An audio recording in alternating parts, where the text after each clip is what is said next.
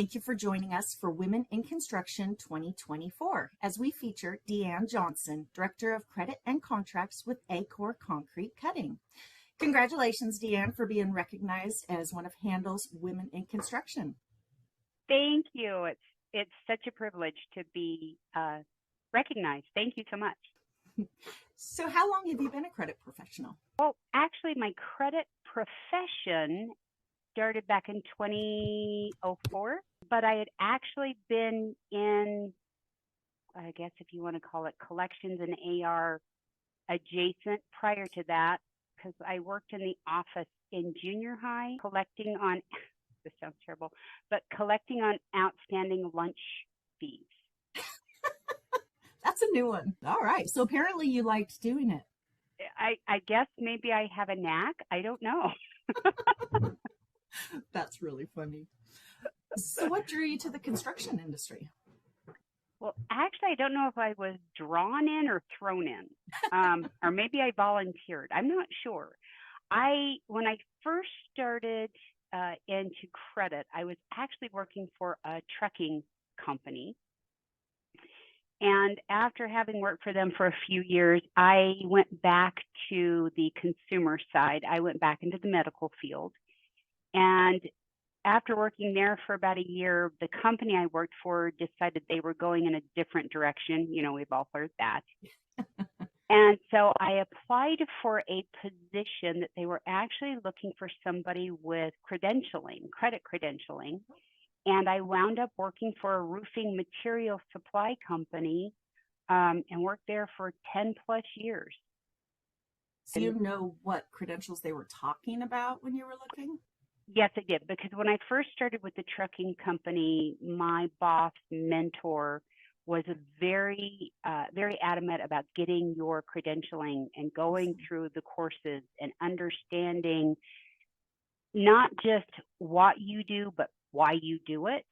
So I had achieved my CBF, I believe, when I started with the roofing company, and I achieved my CCE while I worked for them, along with my MBA. Well, congratulations on that, even throwing the MBA in there. I know the CCE is the top of the NACM certification chain, so you're very well educated. Thank you. Some days I don't feel like it.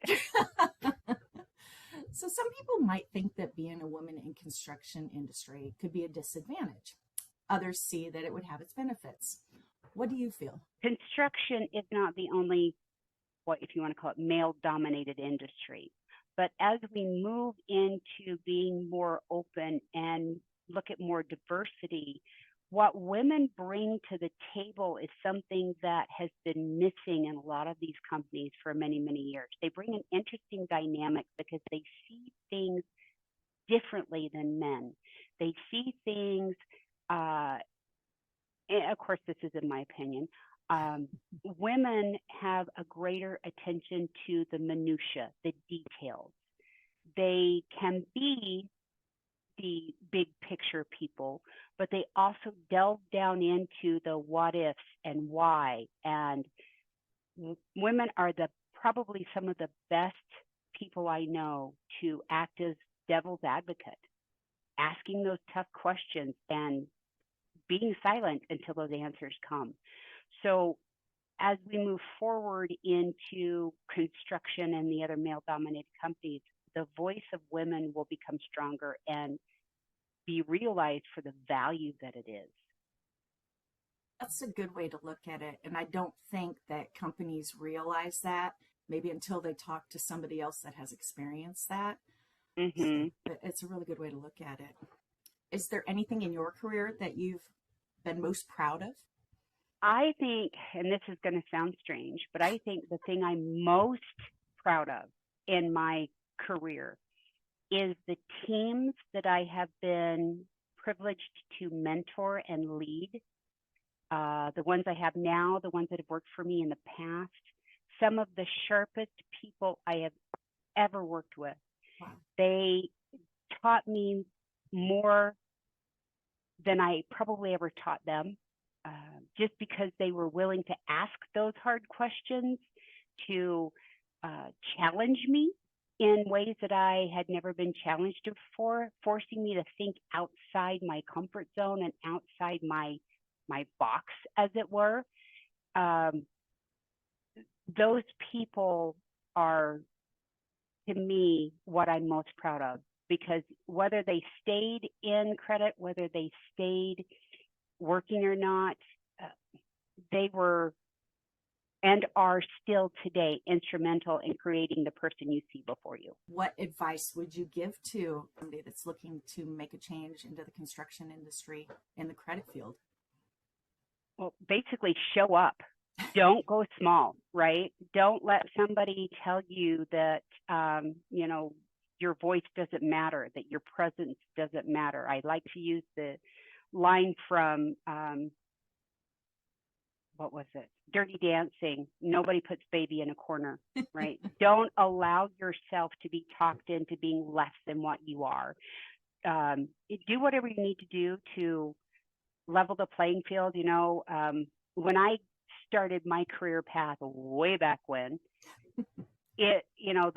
some of the verbiage that they used was the mommy track. You don't want to be on the mommy track, meaning that if you left to have children, you would be punished for being out of the workforce for a little while. That mindset, though it has changed, it can still be there. Don't be afraid of that, because at the end of the day, your career is just that, your career. Nobody dictates to you how that happens. If you want to level the playing field by taking a course in project management, do it. If you want to take a course on sales and marketing, do it.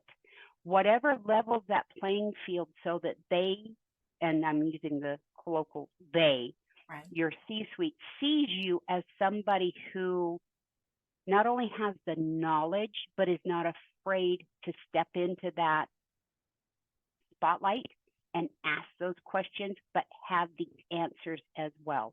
It's one thing to ask a question, but it's a totally different level to have the answer to that, right?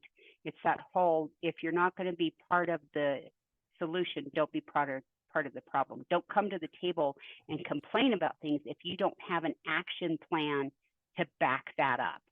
But don't forget who you are, because you matter. Your voice matters. Your differences matter. That's what these companies need, and that's what they need to realize. When you hire, in the phrase is, they fit right in, or they understand how we do business, that's not always a good thing. Right. You want somebody who comes in and who will challenge the norm, who will ask those hard questions and be part of the team to improve the company. So make sure you're that person. Make sure that you have, not only can you walk the walk, you can talk the talk, right? Well, I think you just showed why you are a woman in construction for 2024. Thank you for sharing your information and for being one of our 2024 Women in Construction. Thank you, Lori. It's a privilege, and I can't thank you enough.